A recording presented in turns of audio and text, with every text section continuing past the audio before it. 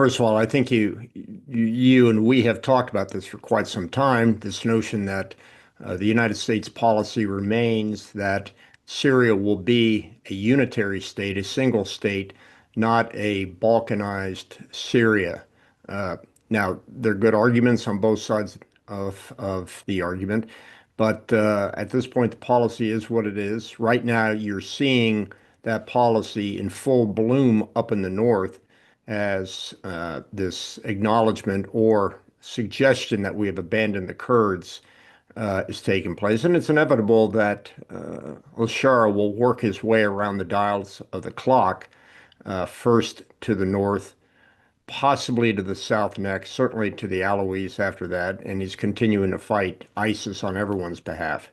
So we still have a difference in opinion and in policy between the United States and Israel in terms of what to do in the south, in the Druze area and vicinity of the Golan Heights. Well, this disagreement exists, and naturally, in the event that Damascus thinks that it can launch some type of an attack to consolidate its power over Sweda, it will face the Israel Air Force in all of its glory. Unfortunately, they have already attempted Against once. against the policy of the United States. So the question Absolutely, is, poss absolutely.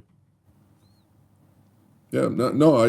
Even though the U.S. policy is very clear about the outcome, until that arrangement is achieved, Israel will not stand idly by and allow those type of atrocities to reemerge on its border, particularly with the cries of jihad and all kind of anti-Israel rhetoric coming out of the very unruly Islamic forces of Damascus. And that is something that Israel cannot stand idly by and just allow it to happen.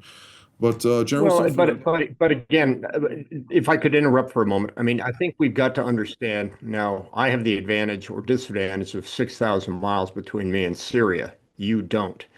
right? But this characterization that we've handed Syria over to Turkey in the north um, is empirically false. That we have abandoned the Kurds is provably false.